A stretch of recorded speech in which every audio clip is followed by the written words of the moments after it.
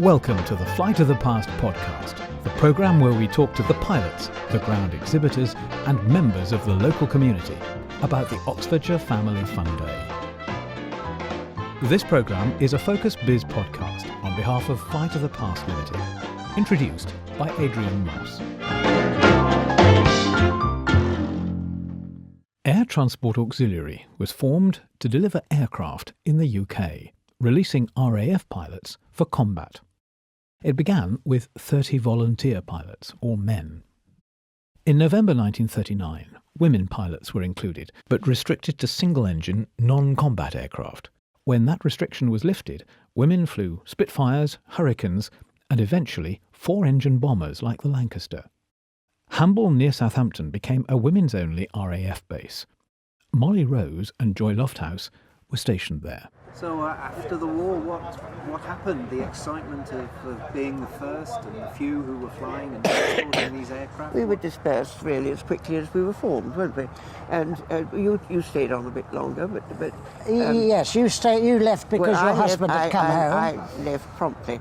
My husband came back. He was taken prisoner after the landings at D-Day, and when he came back after VE Day, I came out of ATA overnight. I mean, they were delighted to release me because I then had got more power. But I stayed in until they threw me out. You know, I would have stayed in it as long as I possibly could because I wasn't married, completely free. But it was an extraordinary time, and until they did the film of us, I didn't realise also that we were the very first women who were paid equal pay for men for the same job. And I believe after the war that reverted back. It took a long time for them to. And of course the main book written by Lettis Curtis about it is called The Forgotten Pilots. Because I remember not too long ago when I was doing some interview, my daughter was asked when she knew what her mother did during the war. And she said, a couple of years ago when I saw her first on television. So they didn't talk too much about us for many years. I don't think any of us did. No. Because everybody did what they could. Did something, yeah. Our backs were well and truly to the wall, and everybody knew it. And if Hitler had cared to come in after Dunkirk, he could have walked straight in. But happily, he didn't know it. We were very blessed, I think, because my heart goes out to the women who for 6 long years were at a factory production line, you know, putting little screws on things that they never knew what they were making.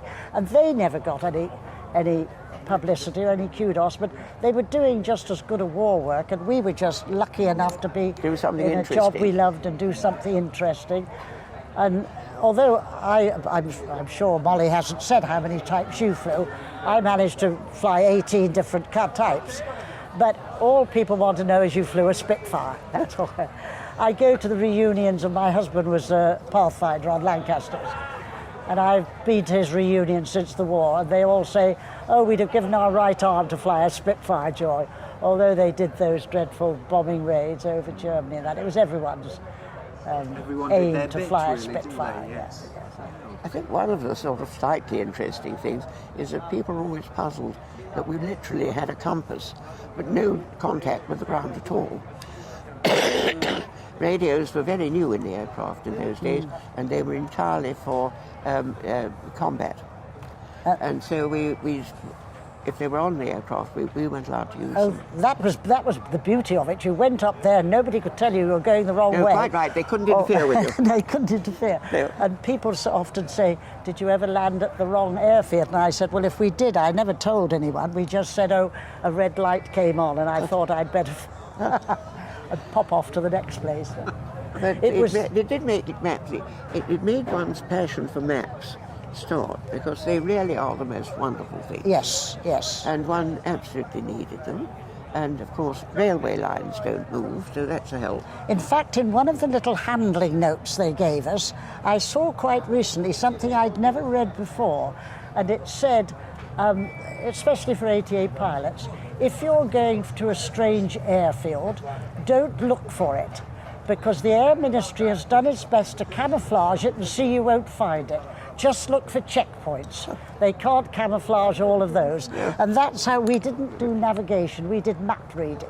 And you looked for checkpoints near to a place you wanted to go most of the time. And we followed railway lines, I'm not afraid to say. No, and clumps of trees were very helpful because people weren't felling trees in those days. True. And they stayed the same shape, so that was very helpful. And it was no good going down to railway stations and hoping you'd see the name of the station up because they were all down, as indeed the signposts on the road were. So it was no good thinking you could cheat that way. But the other thing that became quite interesting, and in fact, the Americans, you see, a tremendous number of women came from abroad to join us because the Americans in the Women's Air Force were not allowed to fly combat aircraft. And so it was Jackie Cochran who brought 24 of them over. Yes, they didn't stay all that long. They didn't all stay. No, some of them did. Some of them did, but she didn't. No, she didn't like. She and Pauline Guard didn't like each other, which didn't help. And but down at Hamble, I think we had, what was it, 11 or 12 different nationalities. It was almost a sort of League of Friends. Oh, it was, yes. And, Polish, and there was always Spanish and Polish being taught, yes. I also often thought the restroom at Hamble would make a good television programme. Well, I think it would have done. Because there were people those characters there still. Yes, it's where I learned to play my bridge. There were people playing bridge in one corner, mahjong in another, doing exercises in another, and lots of and some people with material spread out on the floor, cutting things out. It was, and then the hatch would open and the weather would be fit, and we'd all go off and fly. You know, so, I mean, from flying the aircraft, you needed reasonable weather, and anything closed in would make navigation incredibly difficult, if not impossible for you. Well, because we had no radio, we had strict limitations. Well, we couldn't, of course, you ran into worse weather, but it had to be an 800-foot ceiling and a 1,500-yard visual on there before you took off. I mean, we did have a Met Office. You know, one always went into the Met Office. Oh yes, to check. Every station had a Met Office. Their forecasts were incredibly accurate. I mean, now when they Better get than in such a nowadays. muddle, you know, with weather coming in from all over the world.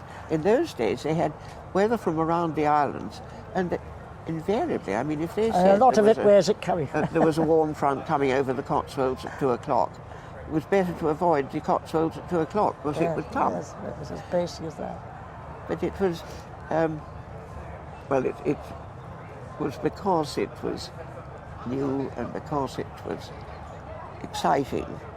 You know, I always say we were incredibly fortunate. Yes, and I often say, I think we have a memorial in the crypt of St. Paul's.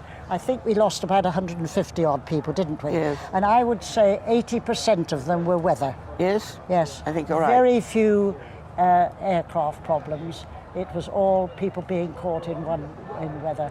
I know a boy just on the course ahead of me flew into the Wrekin in bad weather. You know, because of course without radio, you didn't have spot-on navigation. You knew vaguely where you were, but if you got into cloud for a while and hadn't plotted exactly, you weren't quite sure spot-on navigation. So he flew into the Wrekin. And of course the altimeters in those days were graduated from the aerodrome from which you took off. That's right, yes. So the hills came and went. Yes, I remember a story in one of our books that she said I was flying, something whizzed by me, and it was the tower at Blackpool when she was looking for Squire's Gate, I think. Yeah. You senior people, I must admit, you sort of didn't spurn us. You were very good to us. I know if I was ever flying a new aircraft, the senior people would tell me, well, you haven't done this, Joy. When I first flew a Spitfire with a Griffin engine, they told me how it varied, how different it was. Much stronger, yes. Oh, really? And I was taking it out of Eastleigh, and they said, very powerful, full opposite rudder. I did everything they told me, and it opened worked. up gently, full opposite rudder, and I was still making for the barrage balloons inside that. No, actually, that was another excitement, wasn't it? Yes. It wasn't so much the balloons, which you could see perfectly well, it was the cables. The cables of the balloons, yes, that was another of them, because every port or big city had barrage, yes. And of course Southampton was one of them, and Hamble was alongside Southampton. Yes, we were near Southampton. Well, it was a lovely place to be. Yes, it was. Yes.